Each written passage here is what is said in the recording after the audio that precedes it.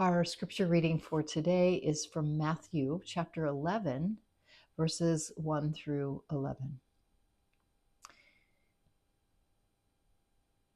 When Jesus had finished instructing his 12 disciples, he went out from there to teach and preach in the cities.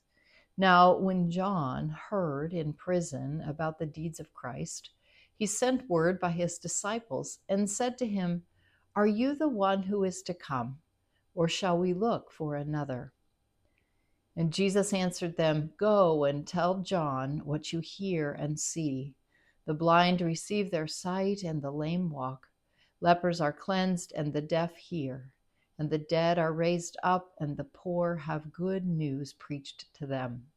And blessed is the one who is not offended by me." As they went away, Jesus began to speak to the crowds concerning John. "What did you go out into the wilderness to see? A reed shaken by the wind? What then did you go out to see? A man dressed in soft clothing? Behold, those who wear soft clothing are in kings' houses. What then did you go out to see? A prophet? Yes, I tell you, and more than a prophet. This is he of whom it is written, 'Behold, I send my messenger before your face, who will prepare your way before you.' Truly I say to you, among these born of women, there has risen no one greater than John the Baptist. Yet the one who is least in the kingdom of heaven is greater than he." This is the word of the Lord.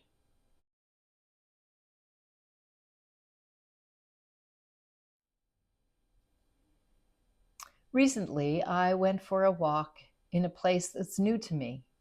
It was a paved walk through a grassy space, and I was enjoying the trees and the rain and the open space, but also feeling the depth and the dark of winter in my walk. I descended on a steep path in a kind of tree tunnel, and at the bottom of the hill, the path took a sharp turn to the right. The space opened up in front of me, and unexpectedly, I faced a big grassy space and heard the surprising song of a small stream of water running along the path. Another look, and I saw how the stream fed into a river that was joyously moving. The early morning was still gray, and the rain hadn't let up much, but my heart was flooded with joy at the sight around this surprising turn. It literally took my breath away. In the journey of our lives, there are definite times of darkness, times when we can't really see our way. And then in unexpected moments, the space of our lives broadens and we encounter joy, deep, bubbling joy. Joy and happiness are not the same thing, but we often think of them in a connected way. If we find things to be happy about, certainly that will bring us joy. I'd like to suggest that joy might be something very different from happiness, and that it comes to us in very unexpected ways. The passage from Isaiah read earlier mentions several surprising contrasts, mentioning results that are beautiful, and they carry the message of joy. The desert and the parched land will be glad. The wilderness will rejoice and blossom, will burst into bloom, rejoice greatly, and shout for joy. In verse 3, we see that the feeble hands will find strength, and weak knees will become steady. There is a promise for those who are fearful. Your God will come. He will come with a vengeance. He will come to save you. And if that's not enough, the prophet goes on. Those who are blind will see. Those who cannot hear will be able to hear. Those who cannot walk will be able to walk, and those who cannot speak will find their voices. And then back into the picture of nature, we see that water will come into the desert, and it's stated 4 different ways. The ground will become fruitful. This passage clearly reflects the experience of a group that is in exile. This is evident in verses 8 through 10, where the imagery changes from that of water bubbling up in the desert to safe and traversable highways appearing in that same terrain. Why do they need a road? Because they are returning to their homeland after decades of living in servitude in a foreign land. They were brought there as war captives when their city walls were breached. If this passage reflects the return of people to Jerusalem in the Persian period, it would have been written by the grandchildren and the great-grandchildren of those whose bodies bore the scars of war.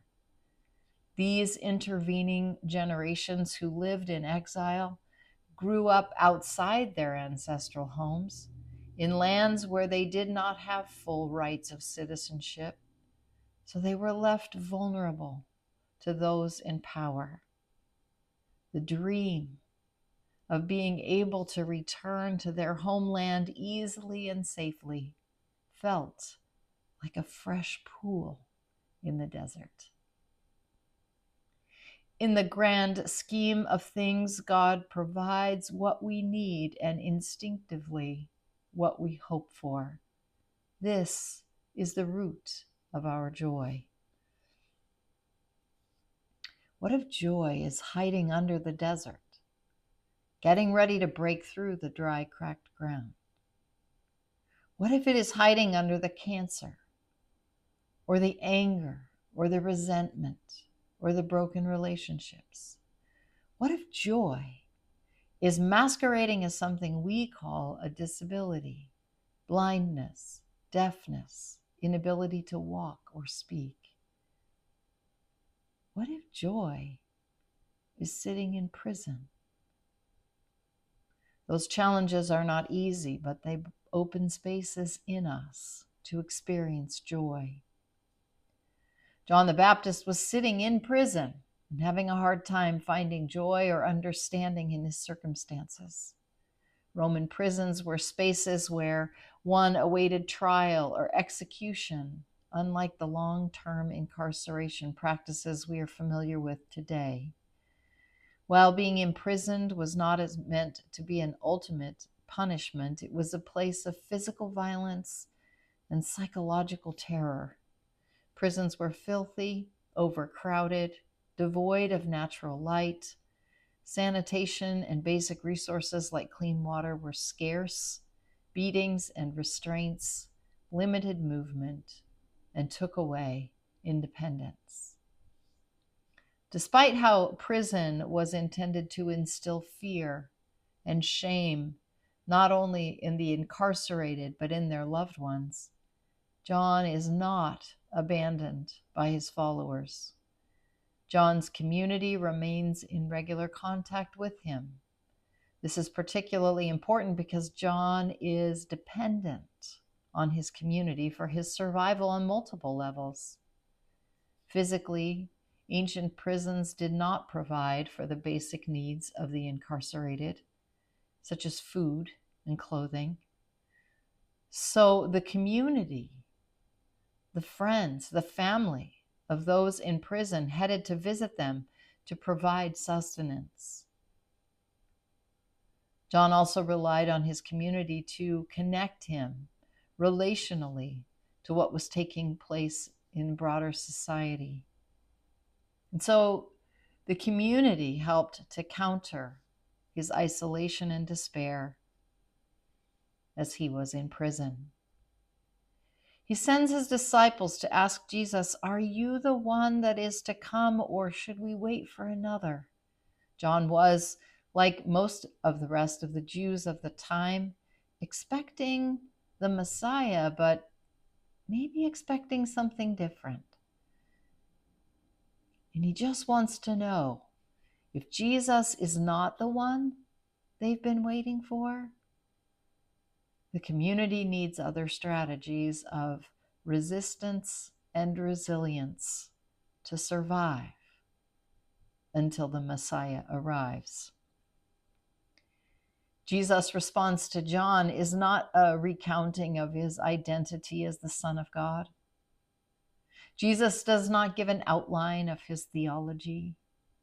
Instead, Jesus responds by naming his actions and the impact they've had on the community. Through Jesus, community members have gained sight and mobility and hearing. These are not just cures to address physical ailments, they are opportunities for healing those who have been the outcasts of society. Through Jesus, they are being welcomed back into society because they have been healed. Jesus brings a list of actions, and then we hear this as his final statement: the poor have good news brought to them. This phrase is often interpreted as sharing the gospel with the poor, but the Greek reads more literally that the poor are gospelized. They don't just receive good news or hear good news, they experience it. This reflects the long list of actions Jesus has just named. And those most vulnerable in society, like John in prison, receive the gospel not only through words, but through actions and community relationships. Caring for those who are most vulnerable, oppressed, and outcast is a sign of living out the good news. And Jesus did this throughout his ministry. Jesus' response is a call to action. Any who follow Jesus are called to embody the good news as Jesus did, sharing it through actions with those who are the most vulnerable. More than offering words and platitudes, people of God are called to embody the good news. It's a call to care for and reintegrate those cast out or overlooked by communities, the forgotten in prisons and detention centers, shelters, and hospitals. It asks us to consider how our actions answer the question, are you the one? This past week, I attended a pastor's meeting at one of the churches in Woodburn. We were learning about the overnight shelter for houseless people in the Woodburn area. We met at the shelter, a converted church sanctuary, which I believe is also still used for worship. The walls were lined with cots. The altar area had been remodeled to serve as a kitchen and shower area. It was a powerful time. What struck me even more was an encounter with someone outside the building while I was trying to locate the parking area prior to the meeting. There was a young woman outside the church building. She had 2 dogs with her, and she was kneeling by a smallish backpack, obviously rearranging things. She looked up as I pulled into the driveway next to her. With a guilty tone, she said, "I'm just rearranging my bag and then I'll be out of here." I guessed she thought I was there to tell her to move on. I said, "I'm here for a meeting, but I don't know where to park." "Just pull into that next driveway and go to the fenced-in area. You're almost there," she said. I thanked her, put my car in reverse, and backed out into the street again. I made my way to the next driveway and parked, and after a few tries, I located an open door and walked into my meeting, into the sanctuary, lined with cots, where every night a group of people come out, and they come and they have hot food and a shower and a place out of the cold and some community. Poor have good news brought to them. In the interchange with the girl, I was the poor one, lost, disoriented, and it seemed like she thought she was in trouble. It felt like, in a strange way, that we shared the gospel with each other. She helped me find a place to park, and I did not judge her. You've heard the message of Jesus, some of you for many years. What do you expect? How does the message of Jesus, how does being gospeled bring you joy? The end of Isaiah 35 speaks of a highway. It will be called the way of holiness. It will be for those who walk in the ways of God, those who are redeemed and are heading to return to Zion, to the dwelling place of God. Is it an actual road? Could be. But also, this could be for those who don't live anywhere near Jerusalem. It could be a way of being, a way of openness to the joy that God gives and brings in unexpected ways, even in the midst of darkness or question or aching bodies or confused souls. God's work is deeply satisfying, bringing us certainty that God is at work. We are invited to look outside the box, to bring our best willingness to wait on God. I recently came across this quote from Ann Voskamp: "The secret to joy is to keep seeking God where we doubt He is. In the desert, in the darkness, in the midst of an illness, in the challenge of a broken relationship, in moments of loneliness." Beloved Christ, may we find our joy in you. Amen.